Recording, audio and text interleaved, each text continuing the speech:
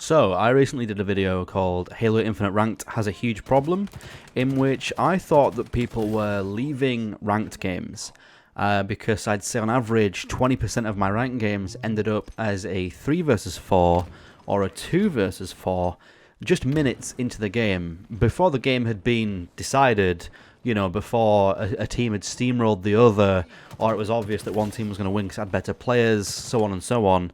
People leaving matches when the score was 10 to 10 kills or 1-to-1 flags, stuff like that. And I thought it was just people leaving. But the comments in that video, which there are a lot of because that video has done quite well, have made it very clear to me that it's actually the majority of people are crashing, which I was unaware of because I upgraded my PC to a 12GB graphics card in the past few months, just in time for Season 3. However, it seems that Season 3 has actually caused a ton of bad optimization issues for people who are on 4GB cards and below, and some people even on 6, and then all the console players as well having huge crashing issues. Weirdly, a lot of them in ranked, which are on small maps. Some people claiming that they're crashing in ranked more than they do in BTB. But the maps in BTB should be more taxing, because they're 3 times as big. Makes no sense to me. I did a video a while ago as well on how badly optimized Halo was, because I think it's still on my channel. You can fly around some of the maps in Forge mode or Theater, and there are fully playable areas with collision that your player just can't get to because there's an invisible wall in the way. The game is so badly optimized. Basically, it's unoptimized. Like, FPS these days, I think is decent, but there's just so much stuff that isn't needed. Like these areas that were almost seemed to be intended as playable, but then the map was too big, so they just added barriers and fences and things, or doorways to block them off. But then all the geometry that's past that blocker is still there, which is like, that's visible in the player's field of view when the game is running. Like, the camera can see that, so it's being rendered. This is like really simple stuff from a game design perspective. For those who don't know, me recently, now almost 3 years into game development, this is simple stuff that like your QA guys should pick up on, and you go, oh yeah, there's 7,000 polygons here, 10,000 there, 15,000 there, 20,000 there, that shouldn't be rendered. But Halo Infinite seemingly is still rendering them all. And then on top of that, there's been a ton of videos recently that are actually quite funny, by a streamer called K-Madify, who I watch a few times, that have outlined how bad the collision is in Halo Infinite. Things like objects, such as like staircases or ramps, crates and barrels and things that have what we call in game design a mesh collider, which is where, let's take this bottle for example, right? So a mesh collider would make it so that the collision is really, really accurate. Like, the collision would be, whoop, whoop, whoop, you know? But to optimize, what you do is you go, well, people aren't going to care if they stand on top of this and their feet dangles ever so slightly off the edge, or maybe it's just a cylinder rather than really accurate shape. So most of the time you just use a box collider for things like this. Or if you have a crate or a box itself, you use a box collider. What else do I have an example of? Like, something like this. You go, oh, but it's got little grate thingies in it, that side. So we're going to make each individual hole in here have like an actual hole and then collision around it. That's what we're talking about with Halo Infinite. It's just not needed. Just do a box. Just do a box. But Halo Infinite has these really weird, like, super precise collisions, which are, 1, very taxing on performance, and 2, insanely annoying when you're doing things like trying to hide behind an object or throw a grenade at it. There's tons of videos of grenades like bouncing back at people's faces and stuff like that, or just going off in a random direction. The game is just so badly optimized. It's almost like there is no QA team, and the public is just the QA for the game. 343 also admitted, I can't find it anywhere, truthfully I haven't looked deep enough, but there was something a few weeks ago where 343 admitted that if something, it was either 85 or 90% complete, they will still ship it. So they put things out knowing that it has issues, which is fine if you're going to fix it in like a week. But it seems like they're putting stuff out and then not fixing it, which is also an issue. If you know there's a bug or an issue or something that needs to be changed, but you have a deadline to release it, by all means, like, go ahead and release it and state, we know this is wrong, we're going to fix it. You have to follow up on that. So I'm not sure what's going on there. Some really, weird stuff going on. Terrible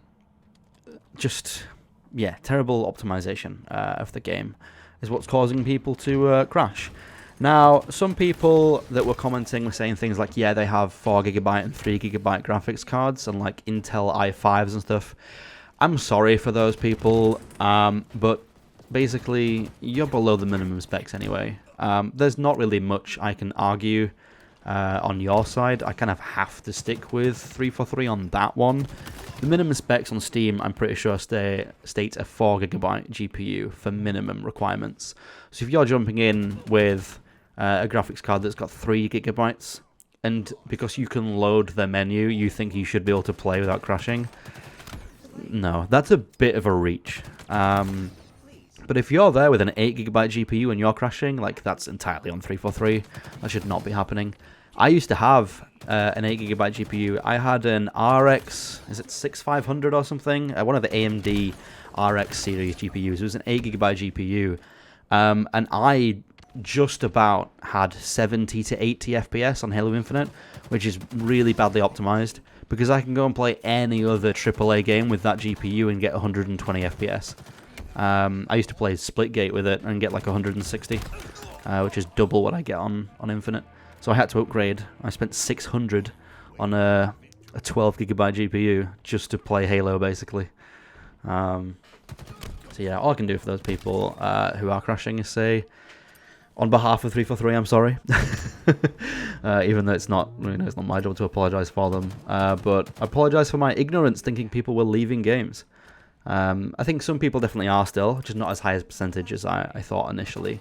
Some people definitely do leave the games for reasons such as maybe they have to go, like their parents have called them, or they have plans they forgot about, or maybe someone's internet disconnected and that forced them to leave the game. But it seems like, maybe half of the people or more are just crashing, which is a huge problem.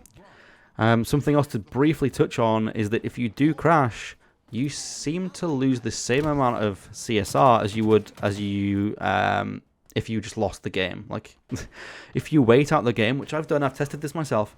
If you wait out the game when your teammates leave, so say I'm in a 2 versus 4 situation for 7 minutes, I still lose like 9 CSR, which makes no sense at all, because that game was completely unwinnable for me.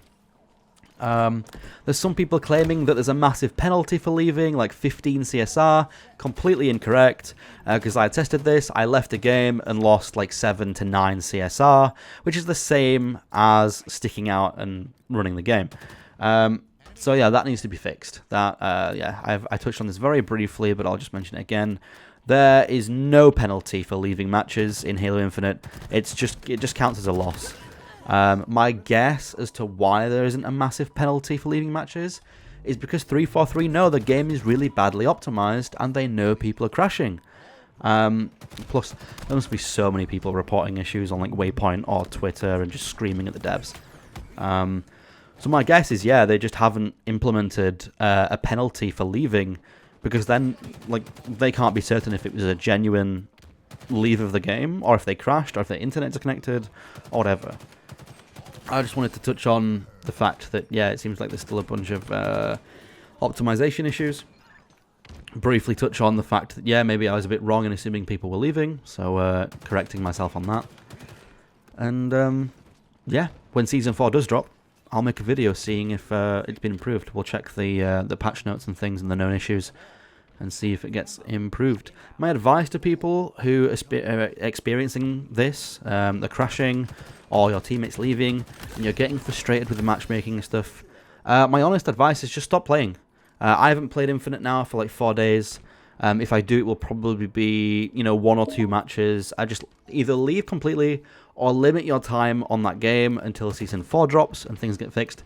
It's not worth jeopardizing your mental health and the rest of your day and putting yourself in a bad mood over a video game that's broken. It's just not worth it. You have no obligation to spend hours and hours and hours a day on that game. And if you're not enjoying it, then just don't do it. Don't put yourself through that pain. Go and do something else. Like you'll see on my channel, I started playing Titanfall 2. That's had a bit of a resurgence. So just do other stuff. You know, couple weeks, Season 4 will drop. Maybe we will see some improvements. Who knows? So yeah.